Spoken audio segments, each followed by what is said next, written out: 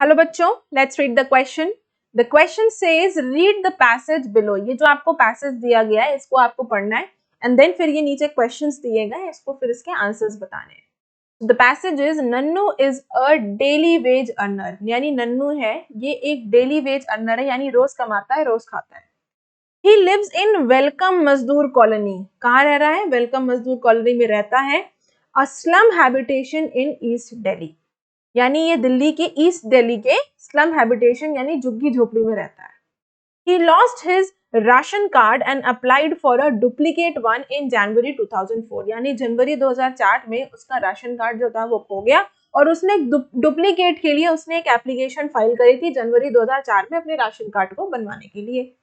He made several rounds to the local food civil supplies office for the next 3 months, यानी अपने ration card पे जो उसने apply किया था उसके लिए ये फूड सिविल सप्लाई ऑफिस के कई बार उसने चक्कर काटे अगले 3 महीने तक। बट लेकिन the clerks and officials would not even look at him, लेकिन जो ऑफिस के जो क्लर्क थे, जो ऑफिशियल्स थे, वो उसकी तरफ, नन्नू की तरफ देखते भी नहीं थे। Leave alone to do his job और bother to tell him the status of his application, यानी उसको उसके हाल में छोड़ दिया कि अपना काम खुद देख लीजिए। साथ ही साथ क्या इस चीज की भी जहमत नहीं उठाई, फिक्र नहीं करी कि उसके एप्लीकेशन की वो स्टेटस तक बता सके कि आपकी एप्लीकेशन जो हम आपने फाइल करी है राशन कार्ड के लिए, इसकी आपकी एप्लीकेशन कहाँ तक पहुंची है। Ultimately he filed an officials who were supposed to act on his application and what action would be taken against these officials for the inaction। तो अल्टीमेटली उसने एक एप्लीकेशन फाइल करी, आरटीआई फाइल किया और उसमें उसने बोला कि इन ऑफिशियल्स के उसने खिलाफ जो है एक उसने जो है फाइल करा, एप्लीकेशन फाइल करी, आरटीआई फाइल करा, जिसमें उसने बोला कि उसके एप्लीकेशन पर जो ऑफिशियल्स हैं उन्होंने जो एक्ट नहीं किया उनके लिए क्या एक्शन लिया जाएगा। Who were supposed to act on his applications, वो ऑफिशियल जिनकी जिम्मेदारी थी कि वो नन्नू के एप्लीकेशन पर रिस्पॉन्स करें and what action would be taken against these officials for the inaction. Within a week of filing application under the RTI to Right to Information Act, यानी एक हफ्ते के अंदर जब नन्नू ने राइट टू इंफॉर्मेशन एक्ट के तहत एप्लीकेशन फाइल करी तो एक हफ्ते के अंदर क्या हुआ? He was visited by an inspector from the food department, यानी फूड डिपार्टमेंट का फिर एक इंस्पेक्टर, सप्लाई इंस्पेक्टर उसके पास आता है। Who informed him, और उसने फूड इंस्पेक्टर ने नन्नू को जानकारी दी क्या?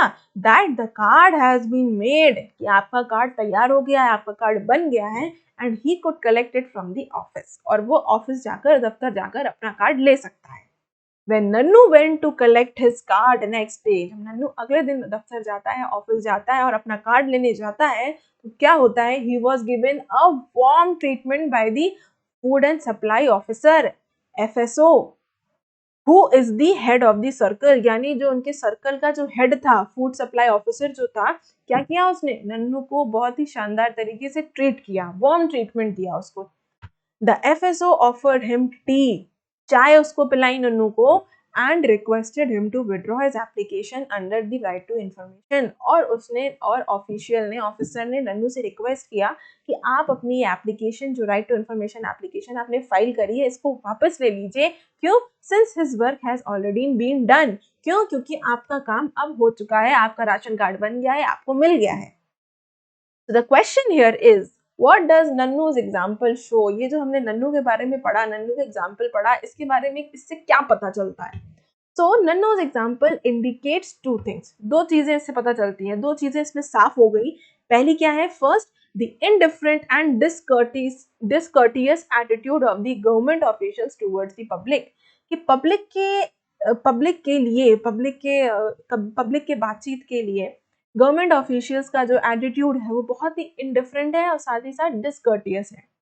दूसरा पता चलता है second, the strength of right to information act, कि इस राइट टू इंफॉर्मेशन एक्ट की मजबूती कितनी है कि एक बार फाइल किया तो सारे ऑफिशियल्स फिर नाचने लगे।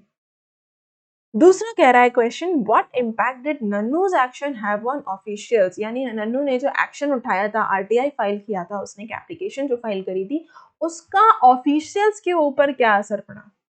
तो Nanu's action forced the officials of Food and Civil Supply Department to act promptly and in a courteous manner in the matter. यानी नन्नू के एक्शन ने क्या किया, जो ऑफिशियल्स थे food and civil supply department के, उनको मजबूर किया कि वो उसके मैटर में तेजी से काम करें और उसके साथ कर्टियस मैनर से बिहेव भी किया, क्योंकि चाय पिलाई, शिष्ट तरीके से उसके साथ बिहेव किया। क्यों? As they were feared of punishable action against them, इसलिए उन्होंने किया कि उनको अब ये डर आ गया था कि अगर नहीं करा तो हम हमारे ऊपर कोई पनिशेबल एक्शन लिया जा सकता है, हमारे ऊपर इंक्वायरी बैठाई जा सकती है।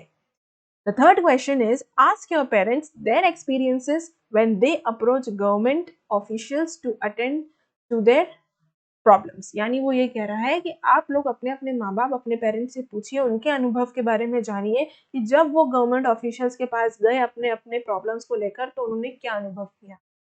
सो my parents have told me, मेरे पेरेंट्स, मेरे माँ बाप ने मुझे बताया that the attitude of the government officials is generally not responsive, कि जो गवर्नमेंट ऑफिशियल्स की जो एटीट्यूड होता है वो क्या है, जनरली नॉट रिस्पॉन्सिव, वो लोगों की बातों को रिस्पॉन्स नहीं करते हैं, एंड अकाउंटेबल और उत्तरदायी भी नहीं है, जवाब भी नहीं देते towards the complaints of the people, यानी लोगों की शिकायतों के ऊपर जो गवर्नमेंट ऑफिशियल्स हैं ना ही वो रिस्पॉन्सिव है, ना ही वो अकाउंटेबल है, ना ही वो लोगों के कंप्लेंट्स के ऊपर सेंसिटिव है और ना ही उत्तरदायी है।